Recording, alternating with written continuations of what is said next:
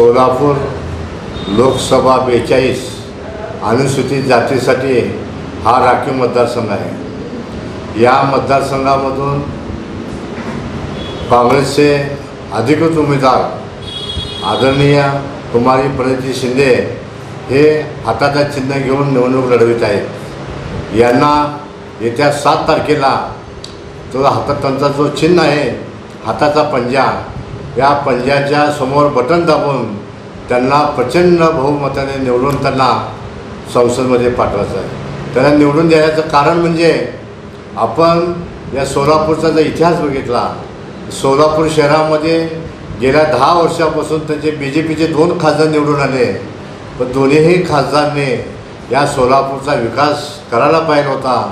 इथल्या जे सोलापूर शहरामध्ये जे तरुण मुलं आहेत त्यांना हाताला काम द्यायला पाहिजे होतं, पोटाला भाकर द्यायला पाहिजे होते। पाण्याचा प्रश्न आहे, देवापतीचा प्रश्न आहे, रोडचा प्रश्न आहे, शेतकऱ्याचा प्रश्न आहे, विमान हवाई अड्ड्याचा प्रश्न आहे।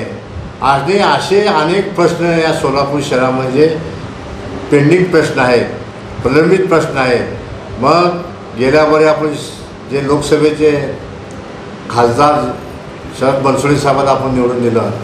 शरद बनसोडे साहेबांनी जे सोलापूरचा जसा विकास करायला पाहिजे होता तो विकास त्यांनी केलेला नाही। त्यांना वेळ मिळाला, फक्त वेळ का मिळाला, त्यांना पिक्चर काढण्यासाठी ही हवी का ती हवी, ती आहे का ही हवी, असे त्या पिक्चरच्या नात्यामध्ये हिरो बनण्यामध्ये त्यांना वेळ अपुरा मिळाला आहे। त्यांनी सोलापूर शहरासाठी दुर्लक्ष केल्यामुळे सोलापूर शहराची दैनंदिन अवस्था झालेली आहे। दुसरे खासदार होते 2019ला जय सिद्धेश्वर महाराज, यांनाही लोकांची अपेक्षा वाढली होते। BJPचे गेल्या मागचे बनसोडे साहेबांचे जे खासदार होते त्यांनी नाही काम केलं, ह्यांनी तर जय सिद्धेश्वर महाराज आपला सोलापूर शहराचा विकास करतील म्हणून त्यांनाही परत एकदा BJPला कमळाला मत देऊन त्यांना निवडून दिलं। पण जय सिद्धेश्वर महाराज हे राजकीय त्यांचं पिंड नव्हतं। जय सिद्धेश्वर महाराज हे एका विशिष्ट धर्माचे जे गुरु होते, त्यांना नगरपालिका, महानगरपालिका, ग्रामपंचायत कसल्याही प्रकारचं राजकीय त्यांना ज्ञान नव्हतं, अनुभव नव्हता।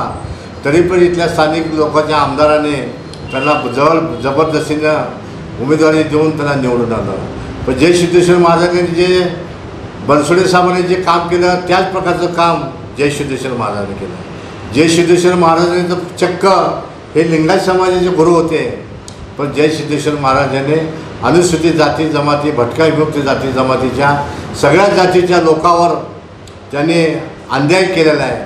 कारण ज्या महामानव डॉक्टर बाबासाहेब आंबेडकरांनी मागासवर्गीय लोकांच्या, अनुसूचित जाती जन्माच्या लोकांना आरक्षणाच्या माध्यमातून मान सन्मान मिळण्यासाठी, त्यांचं मान उंचवण्यासाठी आरक्षण ठेवलं होतं, पण त्यांनी अनुसूचित जाती जमातीच्या उमेदवारांना अन्याय करून त्यांनी अनुसूचित जातीचा SCचा दाखला, खोटा दाखला आणून त्यांनी निवडणूक लढवली आणि निवडून आले। निवडून आल्यावर त्यांनी सोलापूर शहरामध्ये कसलाच विकास केला नाही। अनेक प्रश्न प्रलंबित आहेत।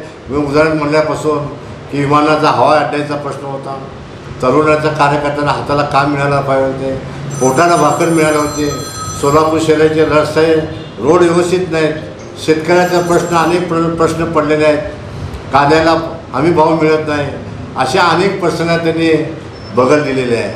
दोन्ही अमित शहा आणि नरेंद्र मोदी यांना जर सत्तेपासून दूर करायचं असेल, दिल्लीच्या तख्त्यापासून जर दूर करायचं असेल, त्या कमळाच्या सरकारला, BJP सरकारला दूर करण्यासाठी काँग्रेस पक्षाला मतदान करणे हे काळाची गरज आहे। मी सगळ्या संपूर्ण सोलापूर शहराच्या, जिल्ह्याच्या सगळ्या मतदार बंधूंना हात जोडून विनंती करतो, हे आपल्यासमोर काळोखी अंधार आहे।